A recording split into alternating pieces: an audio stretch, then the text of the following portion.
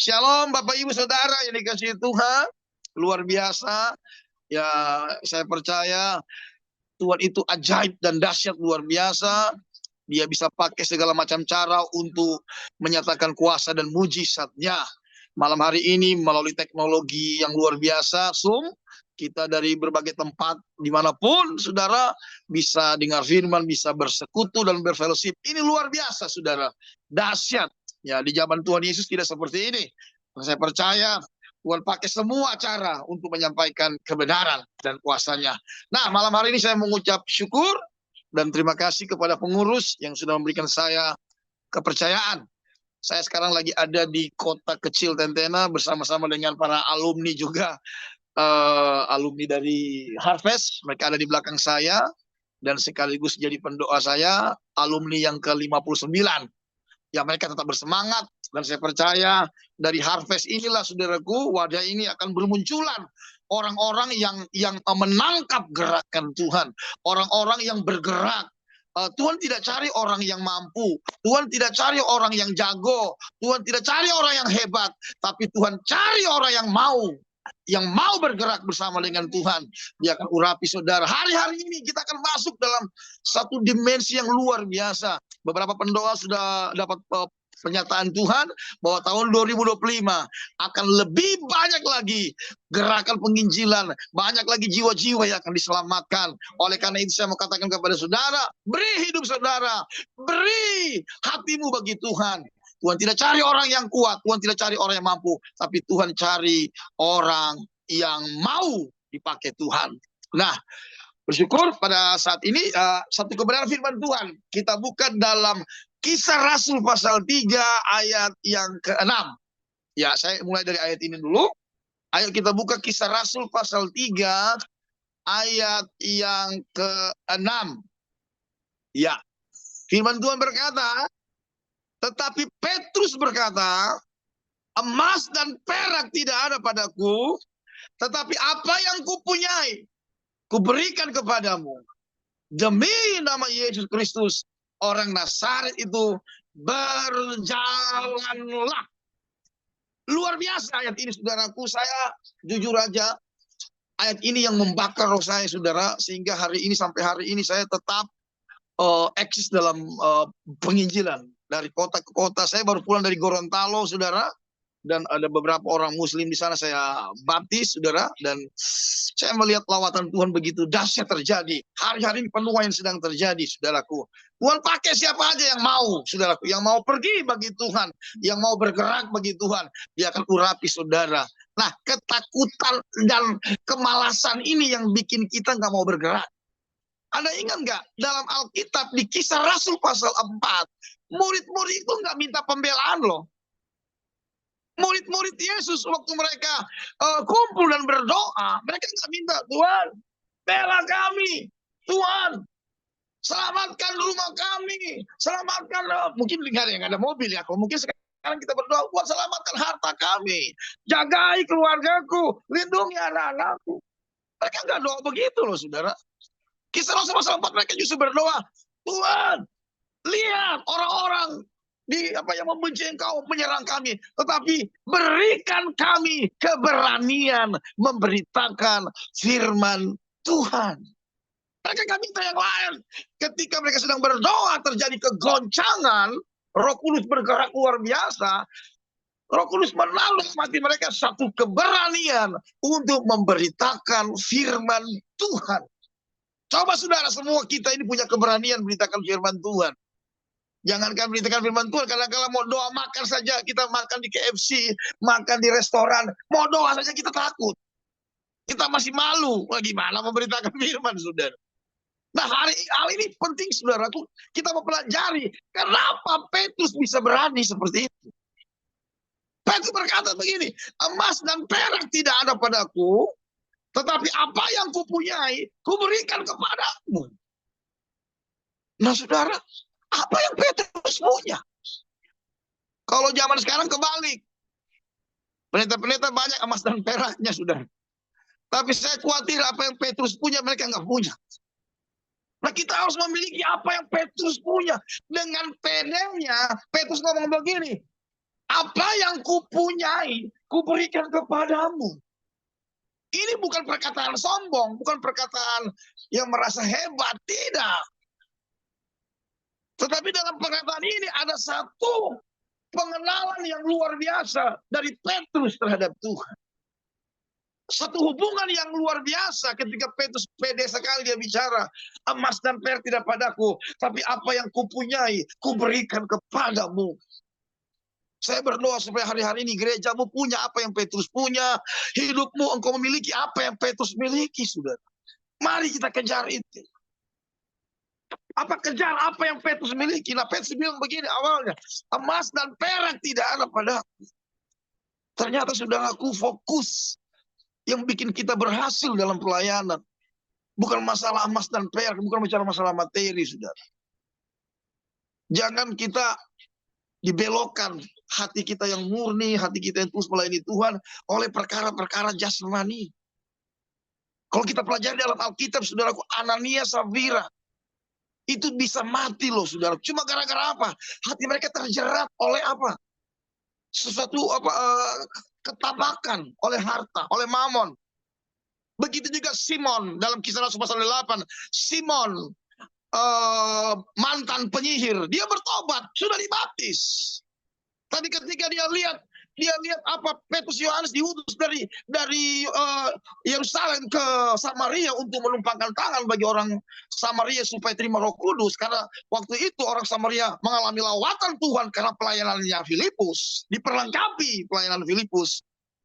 Simon yang tadinya bertobat sudah dibaptis mantan penyihir, dia lihat, wih, waktu Petrus Yohanes tumpang tangan, Roh Kudus turun menjamah mereka. Kemudian Simon bilang sama Petrus Yohanes, aku tawarkan uang nih, aku mau juga karunia itu, aku menawarkan uang. Artinya apa, saudara? Ini masalah mamon ini, masalah kebutuhan ini, kebutuhan perut ini seringkali menghalangi pekerjaan misi loh, saudara. Hari ini apa motivasimu untuk melayani Tuhan? Kita melayani untuk hidup atau hidup untuk melayani? Saudara, beberapa tahun yang lalu Tuhan perintahkan saya dengan istri kami dari Jakarta harus pindah ke kota kecil Tentena. Istri saya kerja cukup bagus di Hotel Ritz-Carlton, sudah termasuk staf di sana. Tapi apa yang terjadi? Kami harus tinggalkan kota Jakarta ke satu tempat di istilahnya ini pasca kerusuhan kota Poso di satu kecil kota Tentena. Tentena tahun 2008 itu bukan apa-apa. Tapi aku bergerak, saya menangkap visi itu. Istri juga menangkap visi itu.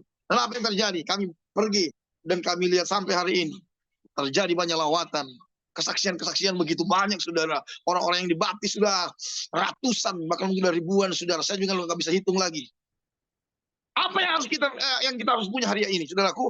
Apa yang Petrus miliki itu yang harus kita miliki. Apa itu? Itulah kuasa dan api. Saya senang sekali, saudaraku, bicara tentang api ini.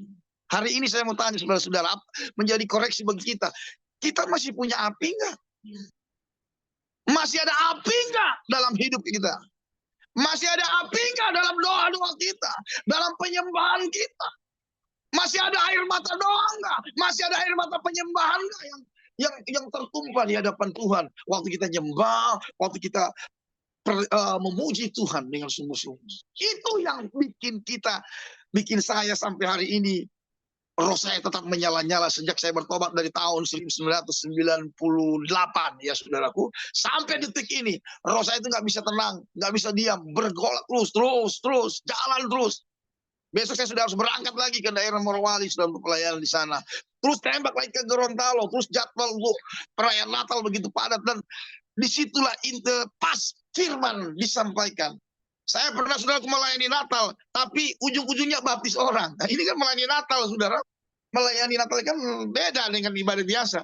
Tapi di momen Natal, begitu banyak jiwa yang datang dan mereka dilawat.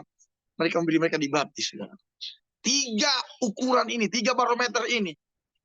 Kalau ini ada dalam pelayanan saudara, berarti pelayananmu dari Tuhan. Apa itu? Bertobat, lahir baru. Dibaptisan pertobatan. Yang ketiga, baptisan Roh Kudus atau dipenuhi dengan Roh Kudus. Karena ini, saudaraku, pola yang Tuhan sudah tahu dalam kitab Kisah Para Rasul dan dijalankan oleh para rasul semua.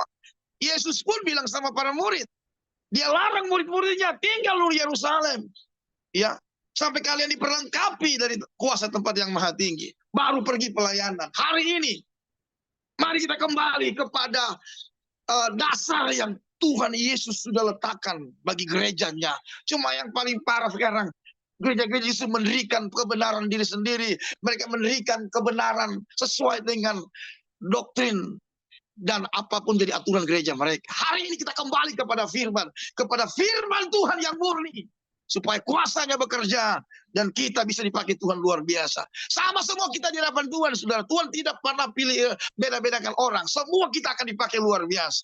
Saudara tahu, Kisah 19, Filipus itu bukan rasul. Dia cuma hanya seorang kostor, yang kasih makan, penata layanan meja. Tapi dia dipakai Tuhan luar biasa menggoncangkan Samaria dengan kuasa yang dahsyat dan luar biasa.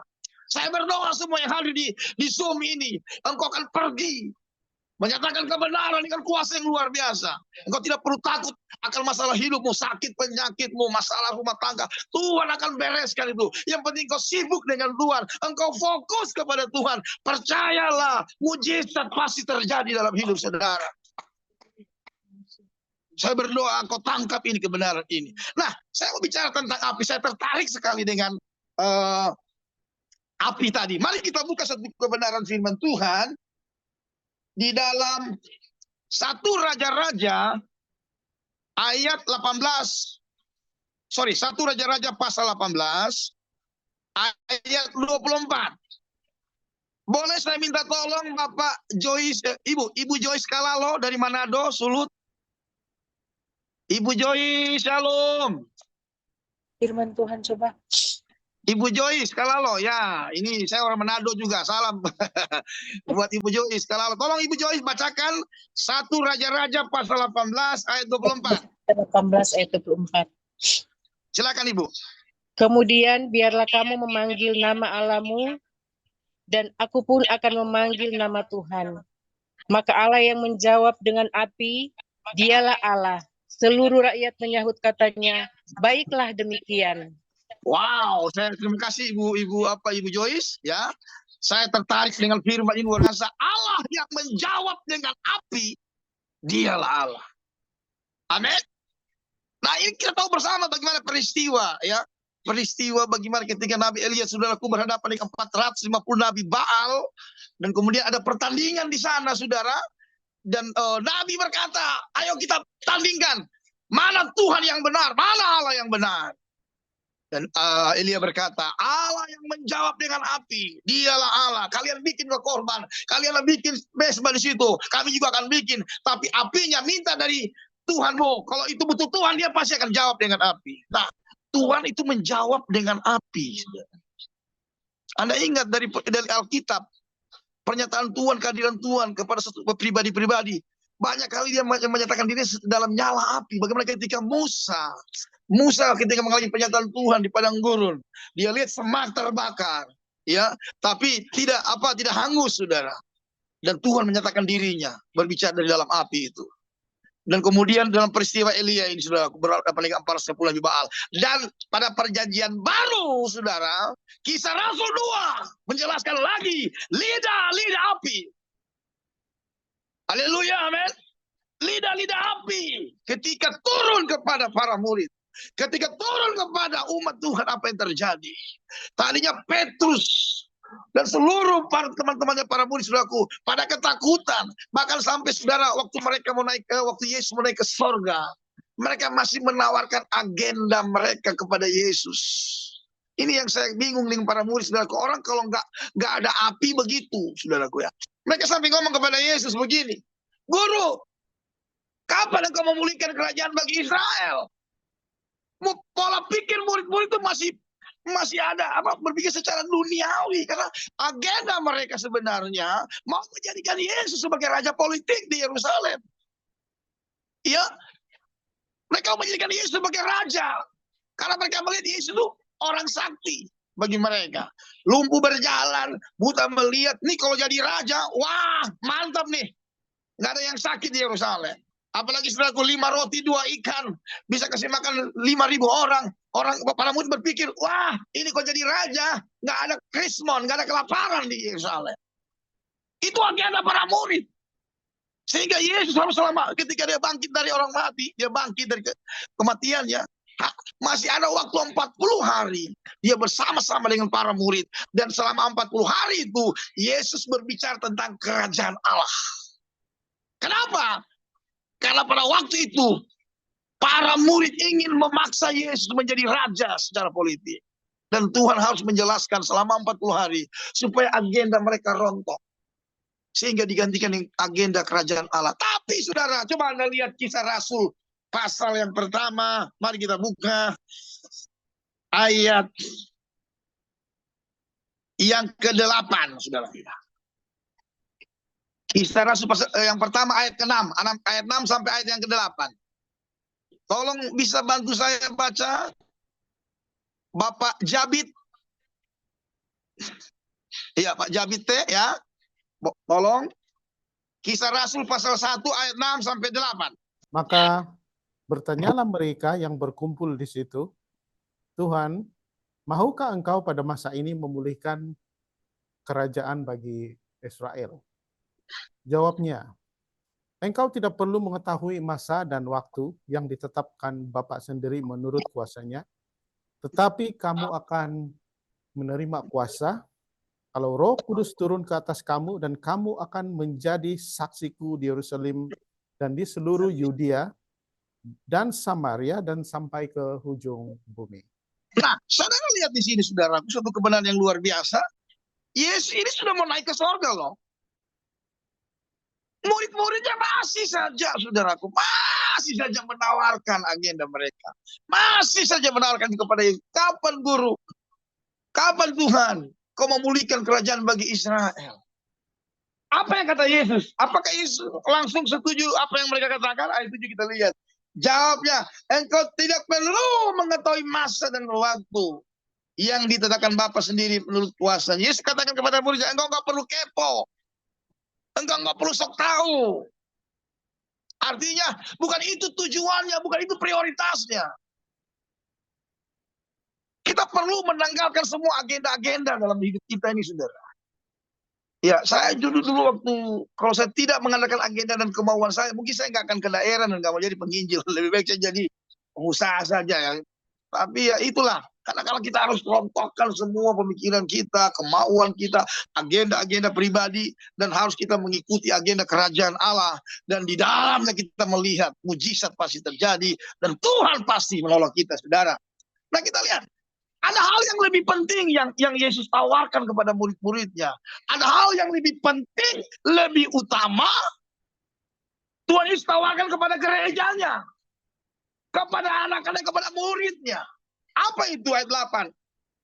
Tetapi kamu akan menerima kuasa kalau Roh Kudus turun ke atas kamu, dan kamu akan menjadi saksiku di Yerusalem dan di seluruh Yudea dan Samaria dan sampai ke ujung bumi. Luar biasa, saudaraku. Loteng Yerusalem mengubah segalanya. Api loteng Yerusalem mengubah, merontokkan semua pikiran-pikiran yang tidak selaras dengan kehendak kerajaan, saudara. Para murid ketika menerima lawatan di loteng Yerusalem, apa yang terjadi?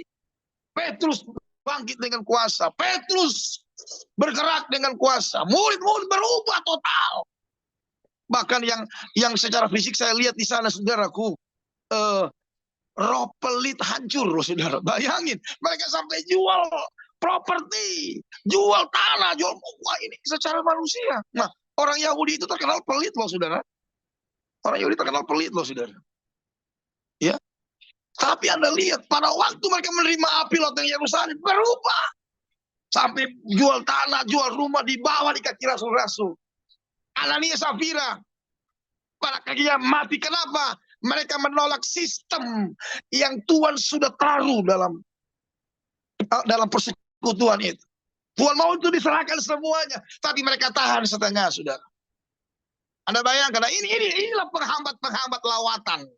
Penghambat-penghambat lawatan yang terjadi dalam kegerakan. Karena kalau kita pelajari, Ananias dan Safira ini orang-orang yang ada dalam lawatan, orang-orang yang ada dalam kegerakan. Tapi kenapa mereka akhirnya mengalami seperti itu?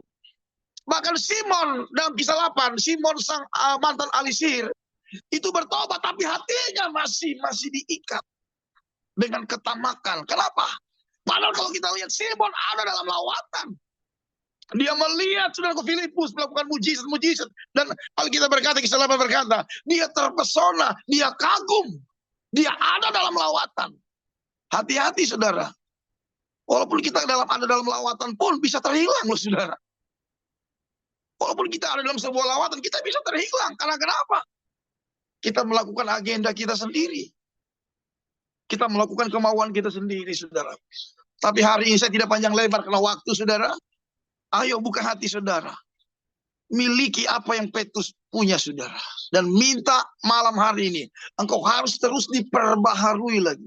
Diperbaharui. Roh Kudus terus minta api. Itu sudah, kenapa sampai detik saat ini roh saya terus menyala-nyala? Karena saya terus minta api itu mengurapiku. Api itu membakar roh saya. Saya terus meminta, lepas dari segala kelemahan kekurangan kita, saudaraku. Minta api itu menguduskan kita, memampukan kita berjalan dalam kebenaran, memampukan kita untuk melakukan mujizat-mujizat yang Tuhan berikan, saudara. Saya berdoa buat saudara malam hari ini. Oh haleluya, haleluya. Mari angkat dua tangan saudara, arahkan ke kamera saudara. Mari yang dengar, yang rindu hari malam ini, angkat kedua tangan saudara, taruh, arahkan ke kamera saudara. Saya akan berdoa buat saudara supaya malam hari ini api Roh Kudus turun kepada saudara, supaya saudara mengalami Tuhan kembali. Engkau kembali kepada kasih mula-mula. Doa-doamu menjadi doa yang bergairah. Saudara, air matamu bukan air mata lagi mengasihani diri sendiri, tapi air mata untuk jiwa-jiwa, air mata untuk kerinduan kerajaan Allah ditegakkan. Oh Rabasyakara, mulai serangkat tanganmu, engkau yang ada saat ini, terima kuasa Roh Kudus, penuh Roh Kudus, ke Rabasyakara Baba, turun api loteng Yerusalem ke ruanganmu, hamba berdoa di dalam nama Yesus, api loteng Yerusalem. Oh Rabasyaka, Ibu Leolita, engkau terima api, Ibu Leolita, ini suara Tuhan bagimu, kapasitasmu diperbesar di dalam nama Yesus. Ibu Leo terima mujizat kesembuhan terjadi, mujizat kesembuhan. Kau mulai mendoakan orang-orang. Pergilah Ibu Leo, pergi di dalam nama Yesus. Bapak Jabit dengar baik, Bapak Jabit, segala ikatan yang masih mengikat aku hancurkan di dalam nama Yesus. Engkau akan dipakai Tuhan. Pergi dengan keberanian, roh keberanian turun kepada Pak Jabit di dalam nama Yesus.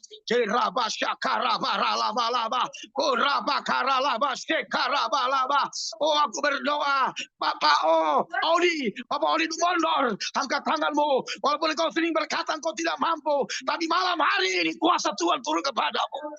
Hamba berdoa buat Pak Dodi. Pak Dodi terima api Roh Kudus. Yes, menghancurkan setiap sistem, menghancurkan setiap hal-hal yang dibangun, pengajaran-pengajaran yang tidak alkitabiah, dihancurkan di dalam nama Yesus.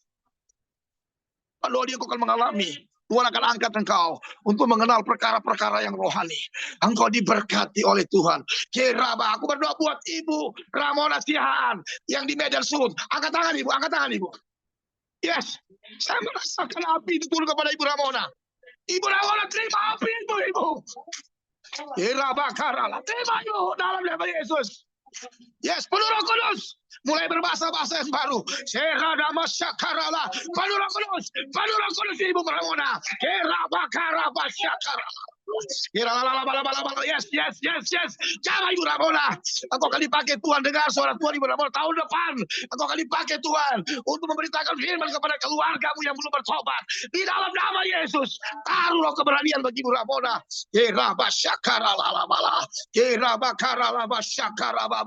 Yes, saya akan terus mendoakan kepada orang-orang yang Roh Kudus taruh. Saya akan doakan secara pribadi. Oh Rabasyakara. Oh haleluya, haleluya. Ibu Rukia Sijabat, kalau boleh buka videomu. Ibu Rukia Sijabat dalam nama Yesus. Kerabasyaka yang ada di Jakarta, Bapakku berdoa. Ibu Rukia Sijabat, boleh buka kameramu di dalam nama Yesus. Tuhan tahu apa yang sedang kau alami hari-hari ini. Tuhan tahu pergumulanmu. Malam hari ini aku doa dalam nama Yesus. Kau jangan lepaskan Tuhan. Kau berikan jawaban. Ampuni semua orang yang pernah mengecewakan engkau. Lepaskan pengampunan itu. Bapak, aku berdoa buat Ibu Lilik Prawiro Atmojo. Mari Ibu Wiwik, Ibu Lilik, angkat tanganmu ke kamera, angkat tangan ke kamera. Haleluya, dalam nama Yesus. Tuhan jamah, angkat setiap bebannya. Aku doa di dalam nama Yesus. Ibu Lilik, terima api Tuhan. Terima Roh Kudus. Jamah saat ini Tuhan. Pulihkan dia, pulihkan. Ada pergumulan dalam keluarga rumah tangga, kau pulihkan. Dalam nama Yesus.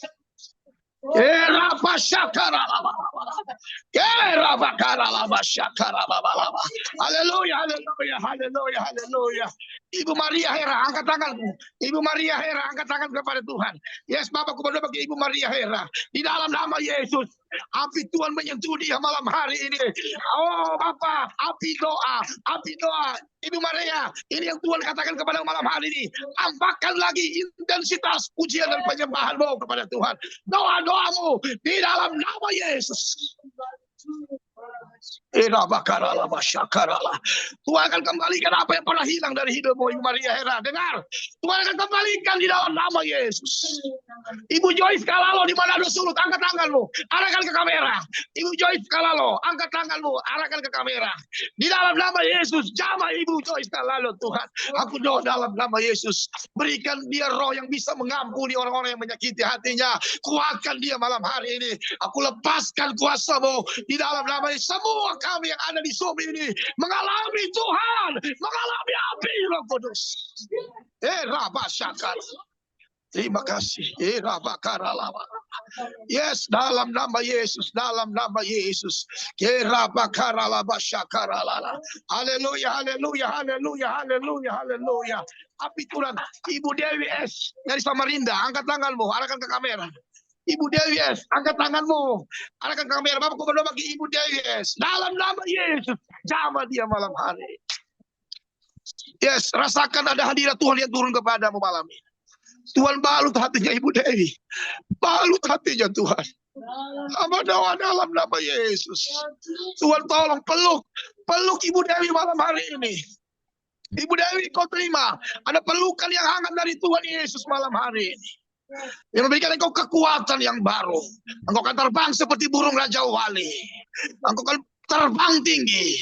Dan Tuhan mulai buka tingkap-tingkap langit kepadamu. Bapak, segala belenggu-belenggu yang masih mengikat dalam nama Yesus, Tuhan bebaskan. Tuhan berkati ekonominya, berkati dia di dalam nama Tuhan Yesus Kristus. Ibu Esther Yosina, angkat tangan dari Bali, angkat tanganmu ke kamera. Bapak, aku berdoa Ibu Esther Yosina, diberkati engkau. Tuhan, segala kuasa setan yang kali-kali sering mengganggu Ibu Esther Yosina, aku hancurkan di dalam nama Yesus Kristus. Ibu Esther Yosina mengalami kebangunan rohani. Engkau bangkit di dalam Tuhan, dan engkau mengalami Tuhan dengan dahsyat, engkau mengalami Tuhan dengan luar biasa. Ibu Esther ini pesan Tuhan, banyak menyembah Tuhan, banyak berdoa, sehingga engkau mengalami terobosan dalam hidupmu. Terima kasih Bapak, terima kasih, kami percaya hari ini, malam ini ada api Tuhan yang mengalir, ada kuasa Roh Kudus yang turun dalam setiap ruangan-ruangan kami. Saya tahu saudara, Roh Kudus sedang mengurapi saudara. Ada beberapa dari kita, angkat tangan, angkat tangan. Engkau merasakan seperti ada panas tangan kedua tanganmu. Engkau merasakan kedua tangan seperti ada aliran listrik. Itu kuasa Roh Kudus.